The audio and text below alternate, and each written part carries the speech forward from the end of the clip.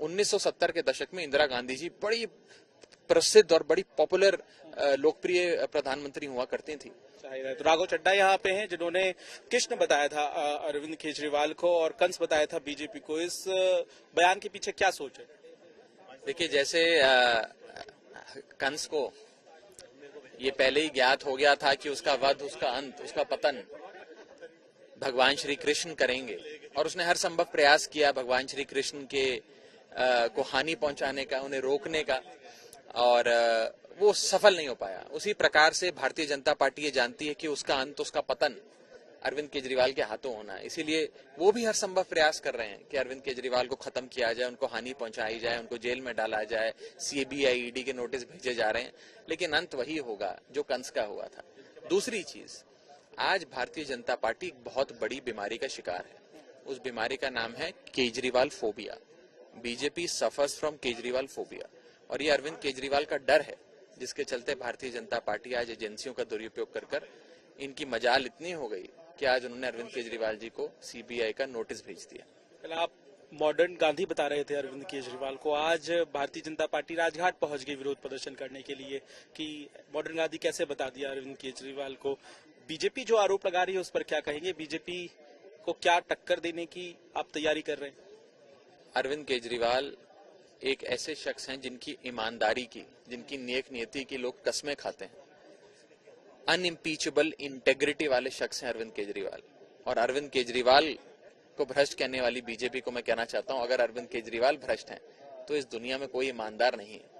और उसी संदर्भ में मैंने कहा था कि आज के युग के मॉडर्न डे महात्मा गांधी हैं अरविंद केजरीवाल। आज इस दौर में देश का एक एक शख्स, एक एक नागरिक भारत देश का चट्टान की तरह अरविंद केजरीवाल के साथ खड़ा है। इनका मकसद क्या है पंकज जी?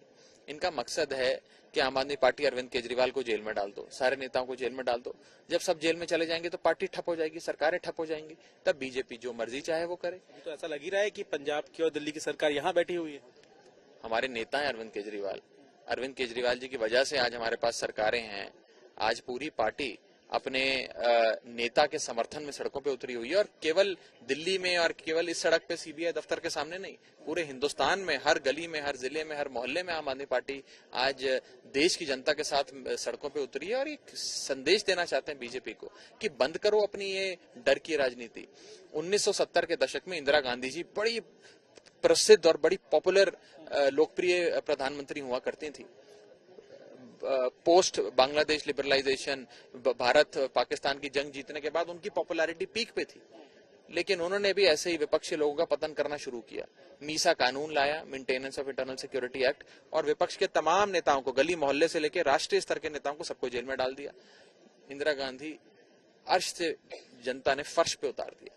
ये जनता है, सब जानती है। आज वैसे ही कुछ आज के 2023-24 के दौर में हो रहा है, जिसमें ईडी सीबीआई का दुरुपयोग कर, अब मीसा कानून तो नहीं रहा, लेकिन ईडी सीबीआई का दुरुपयोग कर विपक्ष के नेताओं को जेल में डाला जा रहा है। ये लड़ाई किससे है? अर्श से फर्श तक जो सफर इंदिरा गांधी ने तय किया था, कहीं वैसा ही सफर अब भारतीय जनता पार्टी को ना तय करना पड़ जाए। लोग सब जानते हैं, जनता देख रही है कि किस प्रकार से आम आदमी पार्टी के साथ नाजायज तरीके से एजेंसियां काम आ रही हैं और हमें परसिक्यूट कर रही हैं, प्रोसिक्यूट नहीं, और उद्देश्य हमें परसिक्यूट करने का है, आम आदमी पार्टी को खत्म करने का। मेरा सवाल यह है कि लड़ाई आपकी किससे है? बीजेपी से है या प्रधानमंत्री से है या 2024 की तैयारी है? हमारी लड़ाई, आम आदमी पार्टी की लड़ाई अशिक्षा के खिलाफ है, बेरोजगारी के खिलाफ है, महंगाई के खिलाफ है। लोगों को मुफ्त बिजली, मुफ्त पानी, शिक्षा, स्वास्थ्य और एक अच्छा मॉडल देने की कवायद में आम आदमी पार्टी आगे बढ़ी है। और जब हम ये स्वच्छ राजनीति की शुरुआत करते हैं, वैकल्पिक राजनीति की शुरुआत जिसके जनक अरविंद केजरीवाल हैं, ये राजनीति आगे बढ़ती है तो बीजेपी की दुकानों पे ताले लग जाते हैं। तो जाहिर सी बात है कि बीजेपी इस राजनीति की सबसे बड़ी दुश्मन बन जाती है, और आज बीजेपी को यही डर है।